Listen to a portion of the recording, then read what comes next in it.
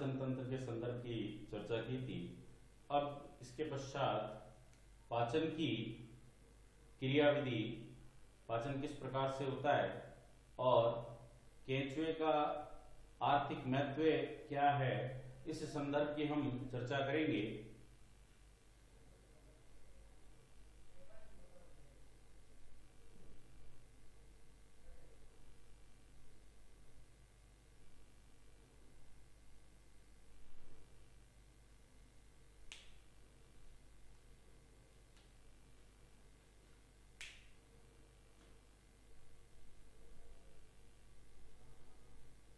पाचन तंत्र,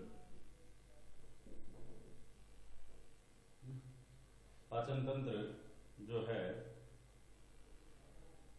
इसमें पाचन की हम क्रियाविधि लेते हैं।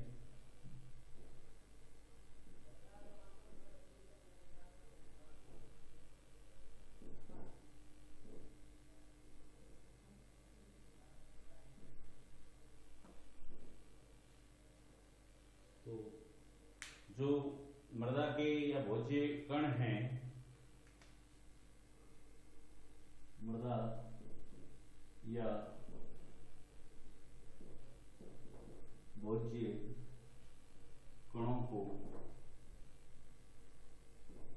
मुख गुहा के द्वारा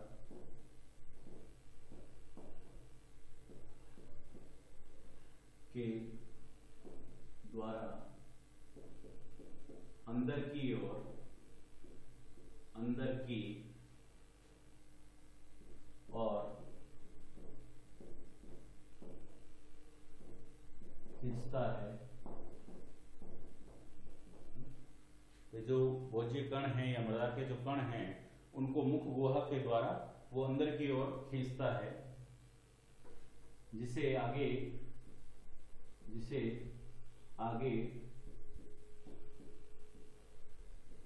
ग्रसनी भाग में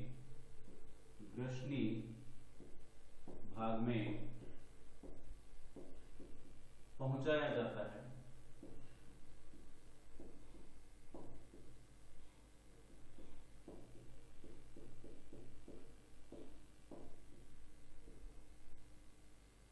जिसको आगे की ओर किस भाग में पहुंचाया जाता है?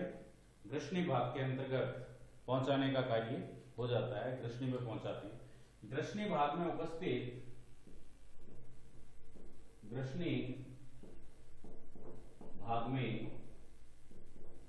उपस्थित लार ग्रंथियों के द्वारा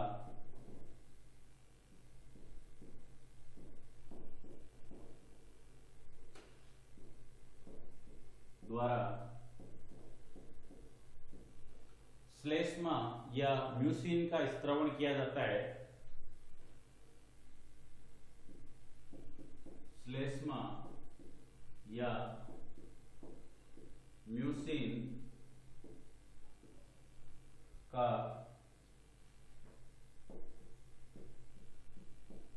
स्त्रवण किया जाता है।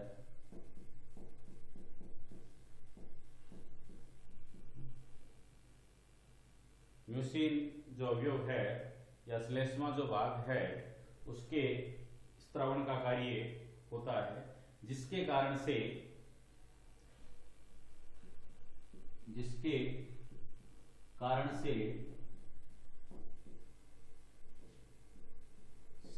यह नम बन जाता है। यानी भोजन जो है, जिसके कारण से भोजन नम बन जाता है। अब देखो, ये म्यूसिन के अलावा लार ग्रंथियों के द्वारा प्रोटीएज एंजाइम का स्त्रवण किया जाता है। लार ग्रंथियों द्वारा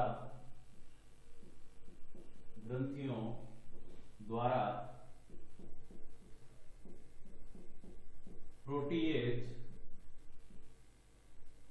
का स्त्रवण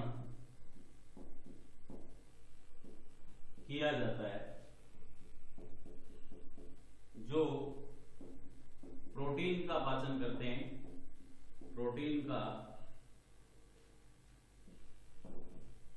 पाचन करते हैं। इसमें देखें, जो लार ग्रंथि है जिसने दो तरीके के अवयवों को स्त्रावित किया, एक म्यूसिन को, तो म्यूसिन के कारण से भोज्य अवयव जो है वो क्या हो जाता है भाई, नम बना हुआ रहता है। और प्रोटीन को पचित करने के लिए प्रोटीएज एंजाइम लार के द्वारा स्त्रावित तरल के अंदर क्या होता है, उपस्थित रहता है, वो प्रोटीन के पाचन में सहायक होता है। अब यानी प्रोटीन का पाचन हो चुका है, भोजन नम है, जिसे ग्रसनी से ग्रेसिका में पहुंचाया जाता है।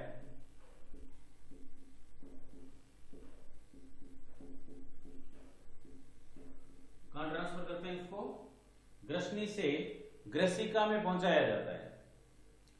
ग्रेसिका में भोजन के पाचन की क्रिया नहीं होती है, केवल ये एक स्थान से दूसरे स्थान तक भोजन को आगे प्रेषित करने का काम करती है। ग्रेसिका में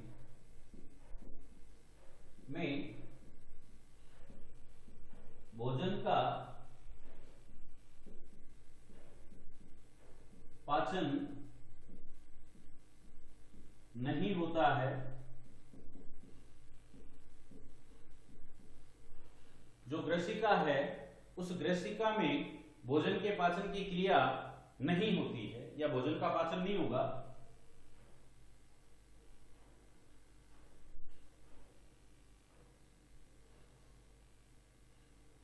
क्लियर? इसके बाद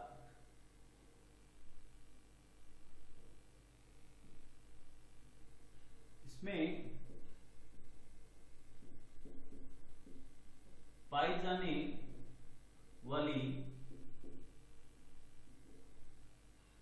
पेशनी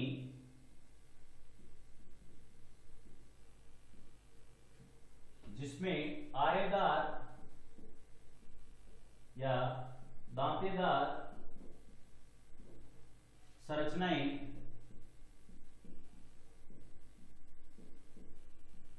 उपस्थित होती है, वह भोजन को महीन पीस देती है। भोजन को पीसने का जो कार्य है वो पेशनी भाग के अंदर, उसके अंदर पाई जाने वाली दांतेदार जो संरचनाएं हैं वो भोजन को पीसने का कार्य कर देती है। इसके पश्चात पेशनी से भोजन आमाशय में जाता है। इसके अंदर जाता है भी पेशनी से भोजन आमाशय में, और आमाशय में पाई जाने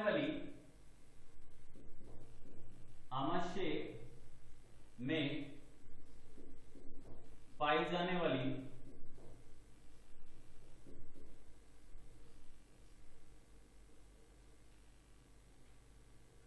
कैल्सीफेरस ग्रंथियों के द्वारा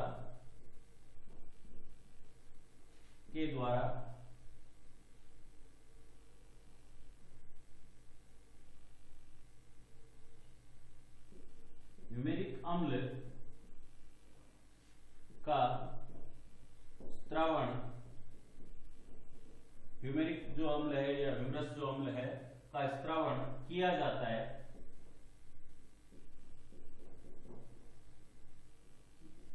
ह्यूमरस जो अम्ल है उसका स्त्रावण जो भोजन को उदासीन बनाने का कार्य करता है, जिसके द्वारा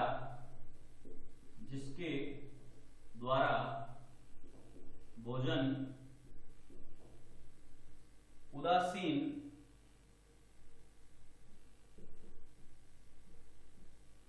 बनता है।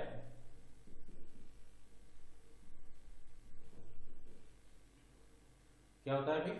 भोजन उदासीन रूप की संरचना में आ जाता है, भोजन उदासीन बन जाता है। इसके बाद आंत में उपस्थित रसांकुर व टिफ्लोसॉल्स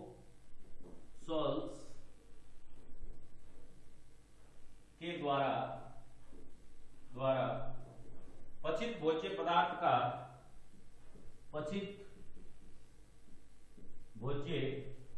पदार्थ का अवशोषण होता है। यानी ये जो अवयव है, आंतरभाग है, उस आंतरभाग के अंदर जो श्लेष्मिक संरचना उसके अंदर पाई गई है, या रसांकुर जो उसके अंदर उपस्थित है, या टिफ्लोसोल्स जो भाग है, ये अवशोषणकारी सतह का क्षेत्रफल बढ़ाने का कार्य करते हैं। और पचित भोज्य पदार्थ जो है, इन भागों के द्वारा जो सरल रूप में परिवर्तित हो गया है, उसका ये ऑब्जर्वेशन का कार्य कर लेते हैं, या इसके अवशोषण की क्रिया संपन्न हो जाती है। इन भागों के कारण अवशोषणकारी सतह का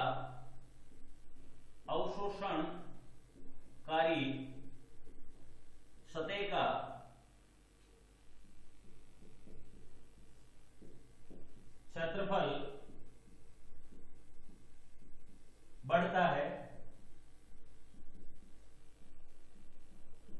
जो अवशोषणकारी भाग है, उस अवशोषणकारी सतह का क्षेत्रफल बढ़ जाता है और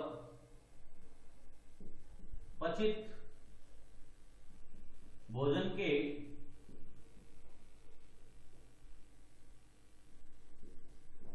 अवशोषण होने के बाद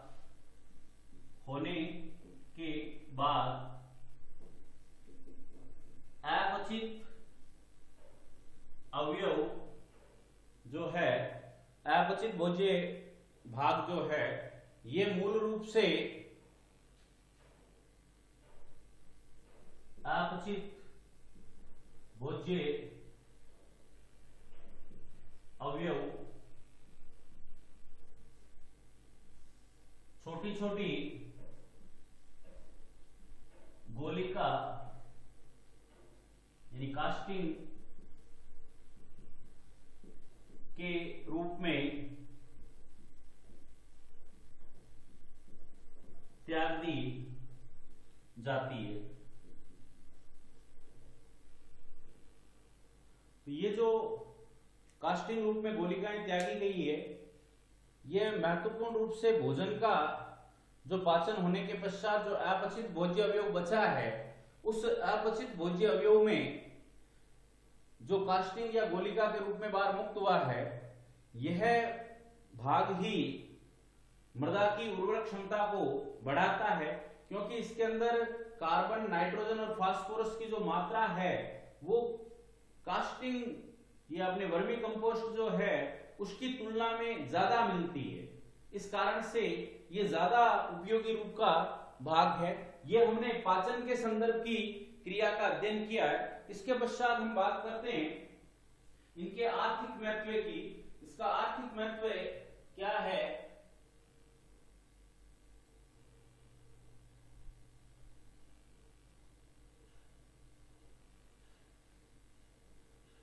तो आर्थिक महत्व के अंतर्गत हम देखें कौन से कार्य जो हैं केंचुए के द्वारा किए जाते हैं। हम सबसे पहले बात करते हैं प्रलोभक के रूप में या बैट्स के रूप में।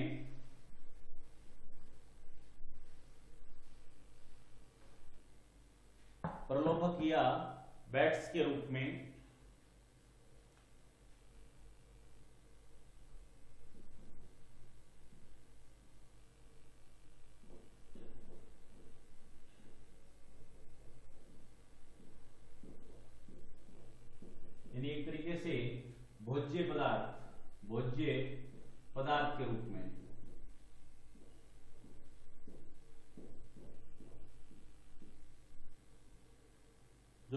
पदार्थ है उस भोज्य पदार्थ के रूप में ये अपनी क्रिया व्यक्त करता है।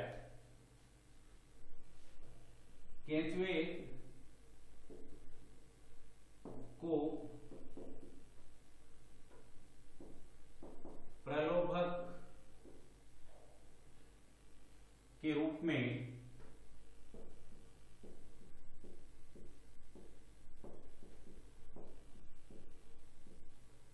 प्रयोग में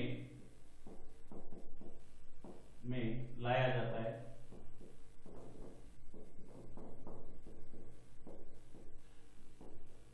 जो प्रलोभक है, बैट्स है, यानी जो मछली वगैरह पकड़ने वाले लोग हैं, मछली पालन करते हैं, तो मछलियों को पकड़ने के लिए केंचुए के छोटे छोटे टुकड़े जो हैं वो मछलियों को प्रलोभन देते हैं ताकि वो मछलियां उनकी ओर आकर्षित होती है, फिर उनको पकड़ लिया जाता है। मछली पकड़ने, मछली पालन में मछलियों को पकड़ने के लिए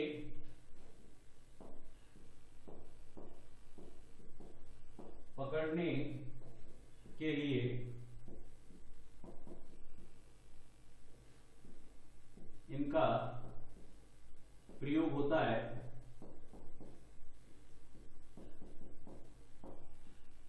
छोटे छोटे टुकड़े जो हैं वो प्रयोग में लाए जाते हैं या इनके माध्यम से इन्हें पकड़ा जाता है। दूसरी स्थिति है, इसमें छिपकली, छुछुंदर, मेंढक, सांप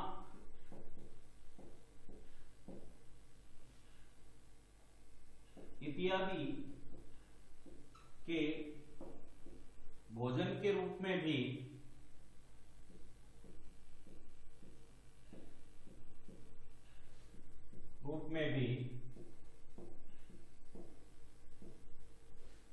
इसका प्रयोग किया जाता है।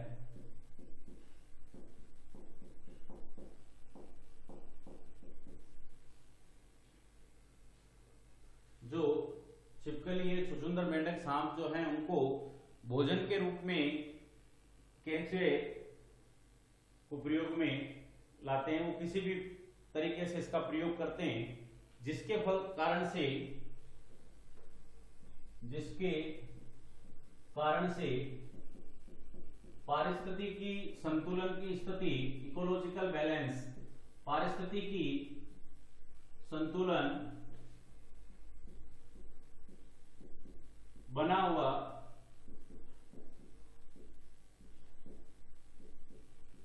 रहता है। पारिस्थितिक संतुलन का कार्य उस पार्ट के दौरान निर्मित रहेगा। एक तरीके से इकोलॉजिकल बैलेंस जो है इसमें बना रहता है। इसके पश्चात देखो, भूमि की उर्वरक क्षमता को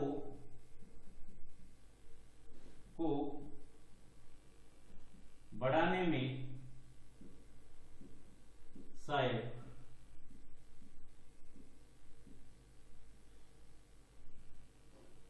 जो भूमि है, जो मृदा है, उसकी उर्वरक क्षमता को बढ़ाने का कार्य केंचुए के द्वारा किया जाता है।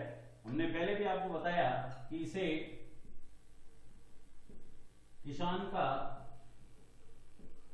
मित्र कहते हैं क्योंकि यह अवशिष्ट कार्बनिक पदार्थों का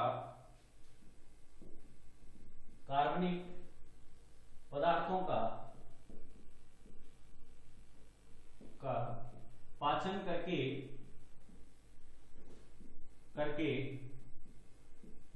ये कास्टिंग का निर्माण करता है। अब इसके अंदर देखो, हमने कहा साहब किसान का मित्र है, ये भूमि की उर्वरक क्षमता को बढ़ाता है, कार्बनिक पदार्थों को बचित करके कास्टिंग गोलियां पोर्स बना देता है। इससे फायदा क्या है, इससे बेनिफिट कैसे होता है? हमने कह दिया साहब ये चीज इसमें परिवर्तित हो जाती है ना। तो इसका देखो, कार्बन जो होता है वो बदल जाता है कार्बन डाइऑक्साइड में, और नाइट्रोजन है वो उसके सरल यौगिकों में बदल जाती है। तो जो कंपोनेंट्स है वही मृदा के लिए उपयोगी होते हैं, वही पौधों के लिए क्या होते हैं, उपयोगी होते हैं।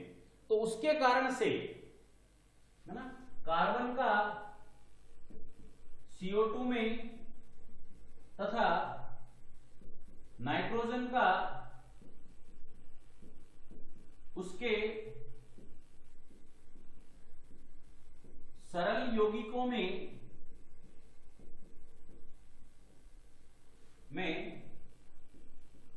रूपांतरण होने के कारण से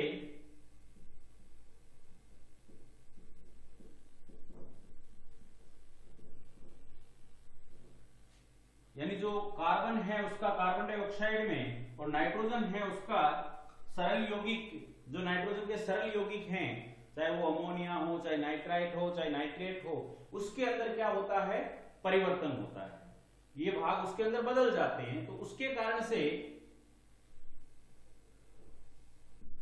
भूमि की उर्वरक क्षमता बढ़ती है। अब कौन सी प्रजाति वर्मी कास्टिंग प्रोसेस के लिए या वर्मी कल्चर के लिए महत्वपूर्ण है? तो वर्तमान में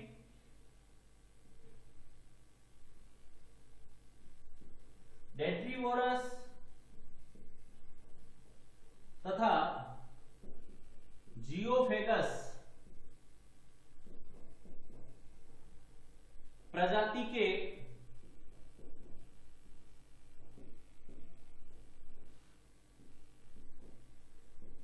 केंचुए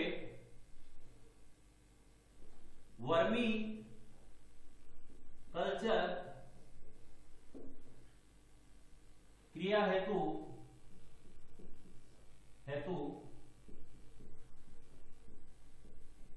महत्वपूर्ण है।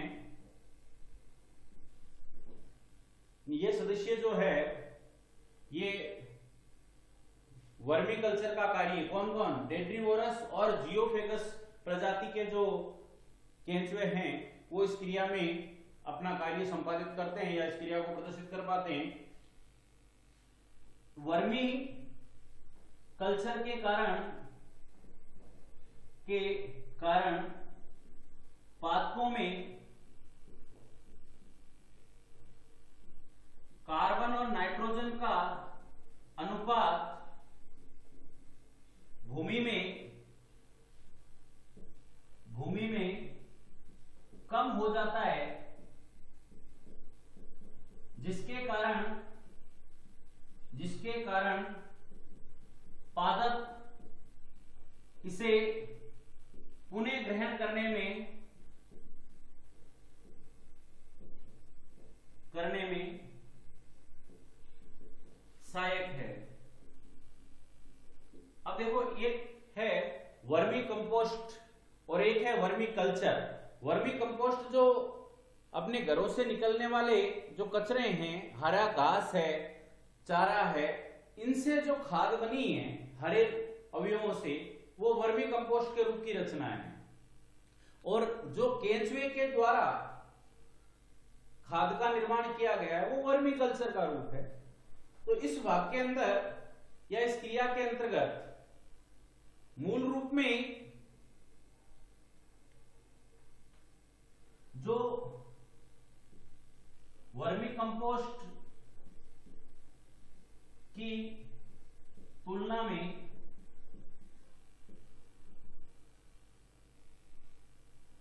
केंचुए द्वारा बनाई गई खाद में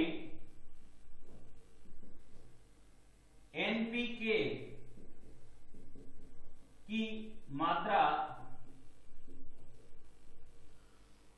इसकी मात्रा भैया एनपीके की मात्रा अधिक होती है। नाइट्रोजन, फास्फोरस और पोटेशियम जो है की मात्रा अधिक होती है, ये अधिक मात्रा के अंदर इसमें पाया जाता है। क्लियर? इसके पश्चात देखो, ये तो दो रूप में लाभकारी प्रभाव आए। इसके पश्चात केंचुए के द्वारा मृदा में रंध्रों का निर्माण किया जाता है। भूमि में रंध्र बनाए जाते हैं, रंध्रावकाश का निर्माण। मृदा उर्वरकता केंचुए के द्वारा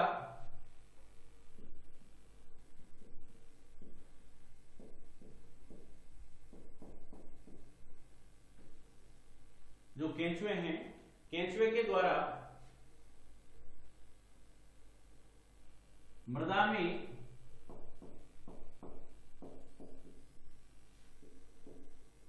रंध्रों का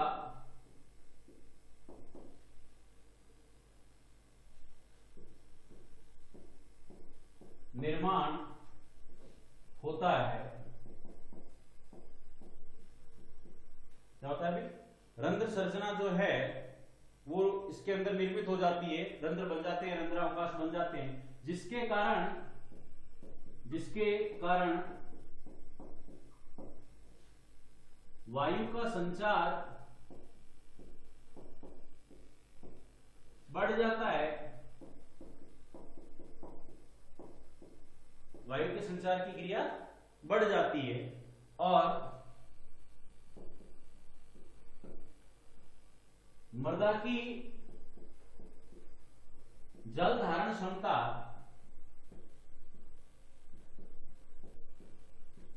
क्षमता में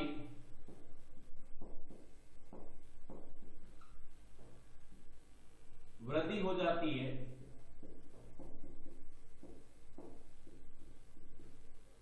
जो मृदा है, उस मृदा की जल धारण क्षमता है, उसमें क्या हो जाती है भाई? वृद्धि, ज्यादा मात्रा में जल अंतर्ग्रहण किया जाता है। तो ये हमने उसके लाभकारी प्रभाव के रूप की संरचना देखी। अब इससे हानिकारक प्रभाव क्या होते हैं?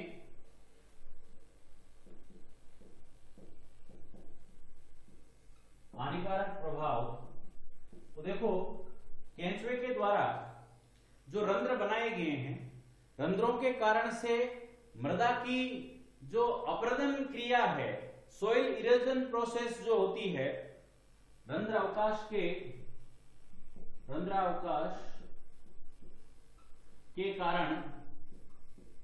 कारण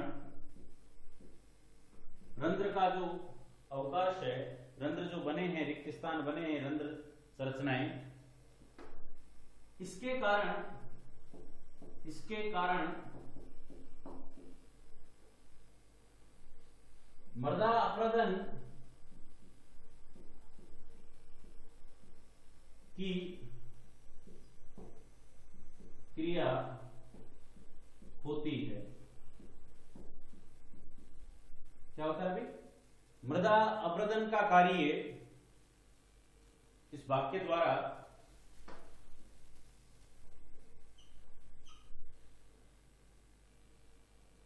मृदा अपरदन का जो कार्य है वो पानी के साथ में बह करके चली जाएगी, हवा के साथ में रंध्र बन गया, हवा के द्वारा भी मिट्टी एक स्थान से दूसरे स्थान पर जा सकती है।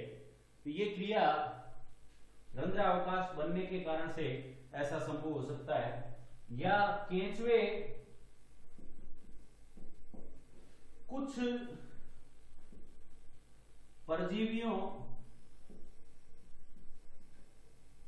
के लिए स्थानांतरण का कार्य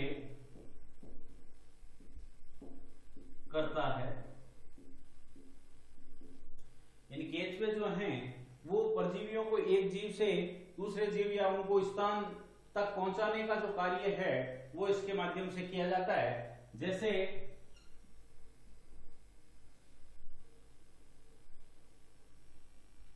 फीताकृमि या जो टैपवर्म है उसके भाग में फीताकृमि का जो पार्ट है, फीताकृमि की जो संरचना है उसके परजीवी रूप में कार्य करने पर या चूजे का टैपवर्म सिनेगम या सुअर का फुफ्फुस जो फुफ्फुस का निमेटोड्स जो है वो इस क्रिया में परजीवी के रूप में चूजे का टैपवर्म, सुअर का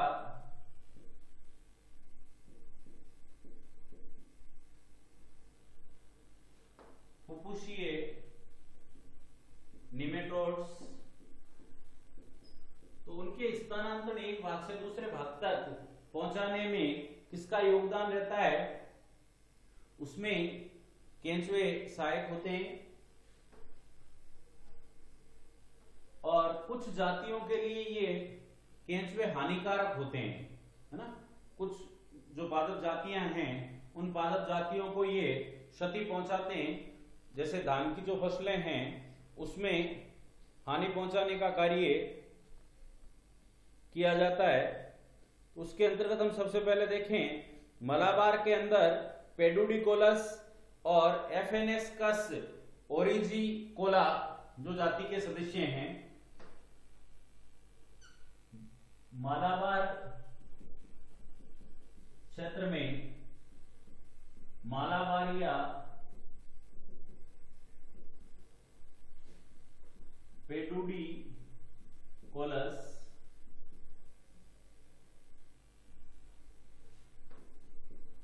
एफेनेस्कस ओरिजिकोलस प्रजाति के द्वारा ये धान को क्षति पहुंचाती है।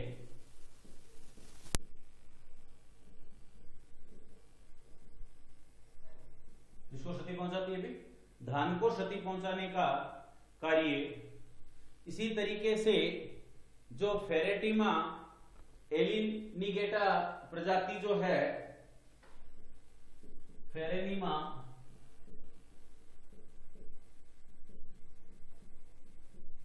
एलिनागेटा, ये पान की जड़ों में क्षति पहुंचाती है।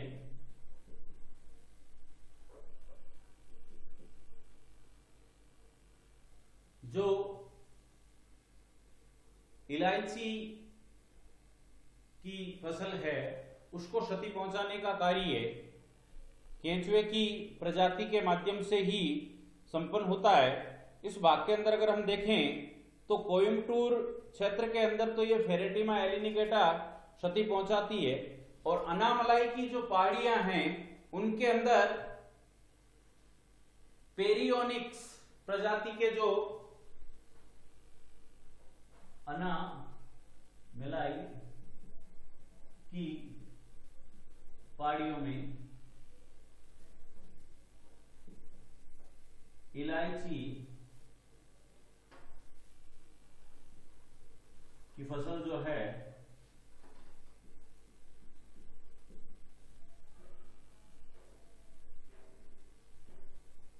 पेरियोनिक्स